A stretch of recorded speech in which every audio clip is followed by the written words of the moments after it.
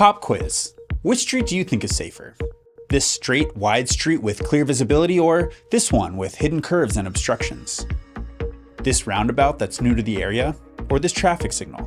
This busy downtown street, or this high visibility arterial?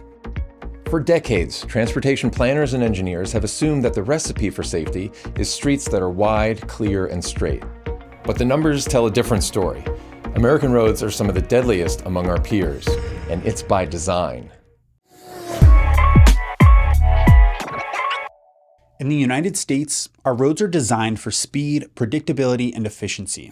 But what does this prioritization cost us? While road safety has improved for peer countries, we've become a catastrophic outlier. A big part of the issue is that Americans drive so much that we expose ourselves to a lot of risk. So let's look at the danger per mile driven. We used to be in the same ballpark as some of our peers, but they have become much safer over the past couple of decades. Compared to them, we're stuck in place. Each mile we drive is about 3 times deadlier than a mile driven in other countries.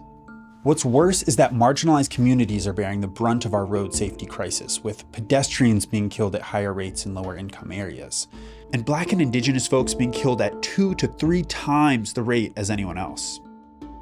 Everyone deserves to travel safely in their neighborhood, whether they are walking, biking, using transit, driving, or just sitting at a coffee shop. Yet in the US, we've put one mode of transportation on a pedestal. Look at that. There's a lot to think about when you're driving a car. We are going to have more traffic. Cities have accelerated and institutionalized this priority by designing streets with outdated and misinformed engineering guidelines. Traffic engineers have been trained to think of slow-moving cars as a problem, not a solution. Consequently, they design roads that are too fast for their urban contexts. Road safety is considered, We have a couple of cameras that are operational. but relies on all the wrong tools like straightness, width, and field of vision, all of which actually encourage speed. The police department's traffic enforcement personnel is currently generating awareness on a grand scale by displaying visually effective citywide traffic message boards. Attempts to mitigate speeding with speed limits and police enforcement prove futile. We know that drivers adhere to the speed that feels intuitive, known as the design speed of the road, rather than following speed limits. So contrary to your newspaper's headlines, drivers are not solely responsible for these accidents. Our engineering guidelines are designed for danger. Okay, so how do we as citizens fight for a transportation system that is efficient and safe?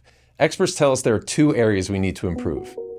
The first thing you can advocate for is decreasing the distance between people and their destinations. This enables you to reduce the miles you need to travel to meet your daily needs. For example, this could mean allowing more housing to be built near jobs and grocery stores. The second strategy, and the one we'll spend time on here, focuses on ensuring that each mile you do travel is safe so nobody gets injured or killed by the transportation system. Start by making sure that your local elected officials have committed to a zero-tolerance policy like Vision Zero or Safe Systems approach. This commitment doesn't guarantee that safety will improve, but it's probably a necessary first step. The next thing you can push for is a redesign of our streets with safety and comfort in mind. In metro areas, it's really hard to have injury-free roads that are multi-lane, where more than one lane of cars is going in the same direction. Car-focused travel simply isn't safe or scalable as the city grows. If your community wants to support other modes of travel, the space left over can be used for dedicated bike or transit lanes or wider sidewalks. Offering people a diversity of options for their travel allows us to fit far, far more people on each road with increased safety.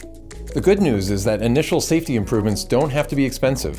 Eliminating or repurposing car lanes is often a simple restriping job, and posts, concrete bumpers, or these cute little armadillos can be installed in a day.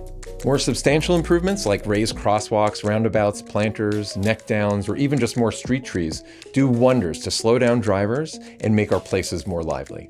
Designing a street to be calmer, safer, and more comfortable has lots of knock-on benefits, like increasing the usefulness of the land next to it.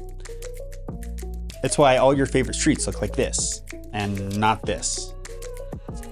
So consider again the contrast between these 2 streets. Which one truly reflects the values we hold for our communities? Which one invites us to imagine a safer, more inclusive future for all road users? It's time to rethink our city streets and prioritize the safety and well-being of people over the convenience of driving. Places can either be fast to drive through or safe and pleasant to be in, but never both. What do you want for your city? Find out how you can create safe and livable places by clicking the links in the description, finding your next city planning or transportation meeting, and following us to learn more about advocating for policies that value people more than cars.